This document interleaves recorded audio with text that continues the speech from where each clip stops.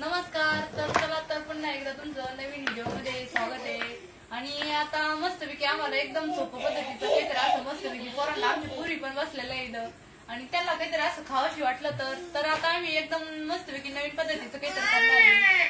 तर आम्ही एका ताटामध्ये राजगिरा घेतलेला आहे. हे बघा किती मस्तपैकी म्हणजे एकदम पिवळं चटाक आहे. तर राजगिरा इतकं मस्त लागतं ना, म्हणजे राजगिऱ्याचे लाडू पण होते भाजून घेतल्या तर याच्या मस्तपैकी लाया पण होत्या. म्हणजे आपल्या घरात जरा लहान मुलं असली कोणी खायला तर आता हे राजगिरा आहे आपल्याला याच्या मस्त गुळ घालून अशा हे करायचंय, धिरडे करायचे मस्तपैकी. तर आता हे राजगिरा आहे आपण म्हणजे अंदाजीच घेतलेला आहे, काही मोजून नाही घेतलेला. तर थोडासा राजगिरा घेतलेला आहे आपल्याला भाजून काढायचा आहे आणि याच्यामध्ये थोडीशी भगर पण टाकायची. सांडलो बापू सांडलो. तर हे एका प्लेटीमध्ये आपण राजगिरा भगर घेतलेली थोडी आणि दोन्ही भाजून आपल्याला मिक्स करून मिक्सर मधून काढायची. चला तर आता आपण मिक्सर मधून काढून एकदम बारीक करू. तर आता म्हणजे आपल्याला भाजून घेऊ, आता लाया करून घेऊ. तर आता आमची मम्मी राजगिरा भाजून घेऊ राहिल्या. तर आता कढई टाकलेलं आहे आपण. हे थोडं ना मम्मी थोडं नदी लावायला झाली. हा म्हणजे राजगिराच्या लाया तयार होत्या. हे पहा एकदम राजगिरा पिवळा होता आपला, एकदम मस्तपैकी ढवळ शिपी झालेला आहे, लाया झालेल्या आहे याच्या. तर आपल्याला असं थोडं थोडं करून भाजून घ्यायचं आहे सगळं.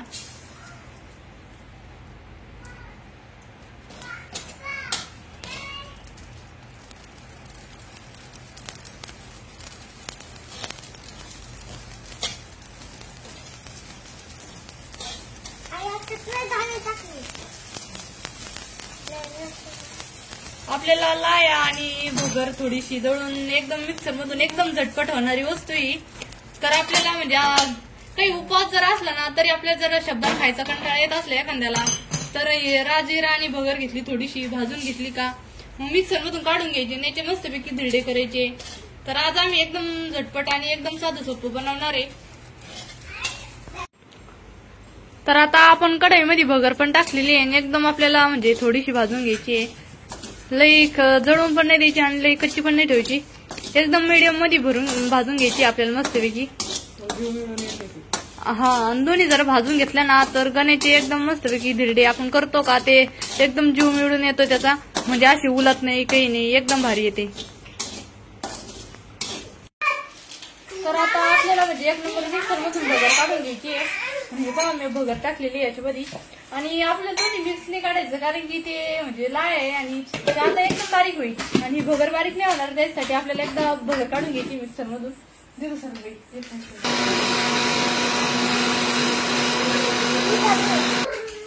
तर आता हे बा आपण भगर बारीक करून घेतली पण ही नॉर्मल मध्येच बारीक झालेली आहे आणि आपल्याला काही राजगिरा टाकायचं आहे भाजलेला आपण, म्हणजे मग दोन्ही मिळून एकदम बारीक होईल. तर आता आपण हे मिक्सर मधून काढून घेऊ दोन्ही. तर हे पहा आपण एकदम मिक्सर मधून एकदम बारीक करून घेतलेलं आहे आणि एक प्लेट मध्ये पण उतरलेलं आहे मी. तर आता आपल्याला म्हणजे हो पण तसंच बारीक करून घ्यायचं आहे ताटामधला. तर हे पहा तर आता आपण एका वाटीमध्ये गुळ घेतलेला आहे म्हणजे किसून घेतलेला आहे. तर आता आपल्याला या ताटामध्ये टाकायचं आहे आणि आता आपल्याला गुळाचं पाणी करायचं आहे. तर आता आपण थोडंसं पाणी टाकणार गुळामध्ये.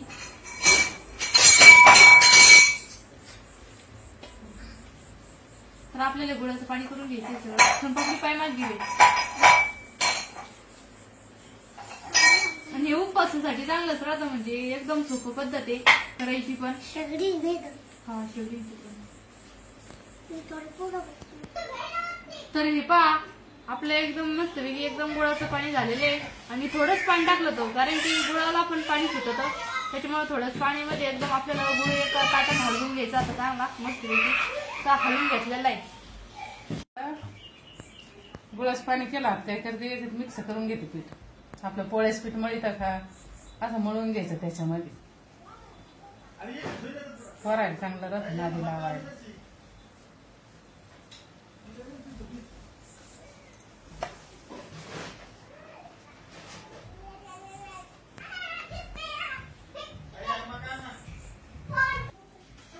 आता काही गुळाच्या पाण्यात मळून घेतलं पोळ्याच्या पिठावाने. कोणाकोणाला शब्दान खात जेवर येतात आपलं हे भारी घरचं फराळाचं भारी लागत. आता काही भाजी केली त्याच संग भारी वाटत खायला पण. तुम्ही बी करा तुमच्याकडे राजगिरा असला तर असं घरचं फराळाचं भारी लागतं.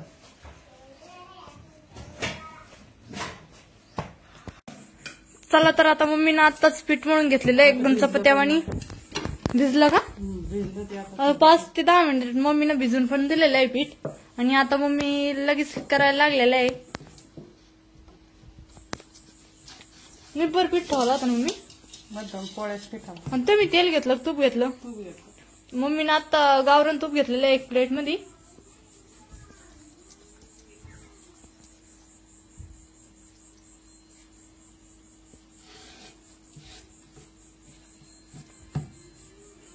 एकदम मस्तपैकी चपातीवाणी लाटून घ्यायचंय आपल्याला. तर याला एकदम मस्तपैकी राजगिरीचे आणि भगरीचे धिरडे म्हणते. आणि कोणी दसम्या बी म्हणतं, कोणी धिरडे म्हणतं. आणि एकदम खायला चवदार लागते, म्हणजे गोडच लागते. गोड टाकलेला आहे आपण त्याच्यामध्ये.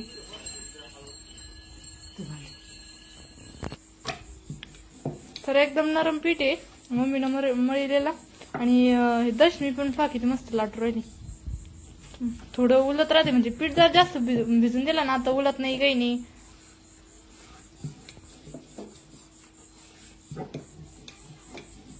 ज्याला वाटलं ते थोडं पातळ करतं टाकून पातळ लागत. तर आम्हाला म्हणजे खायला एकदम पातळ लागते, त्याच्यामुळे मम्मी ना एकदम पातळ लाटलेली आहे. ज्याला जशी आवडेल तसं करू पण शकते. तुम्ही पण करून पहा तुमच्याकडे राजगिरा असला तर.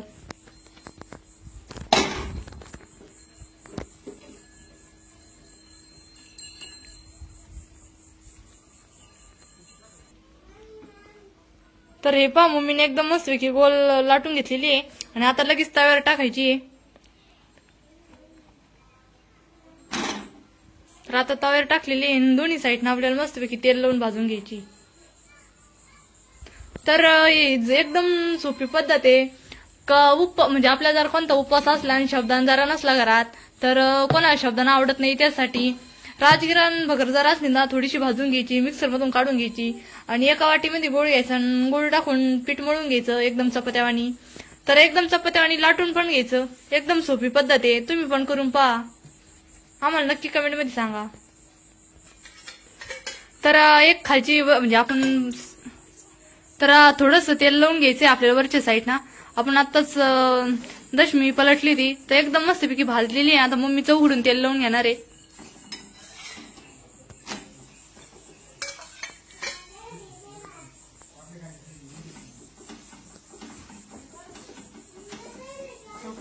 तूप तर भारी वाटत खायला.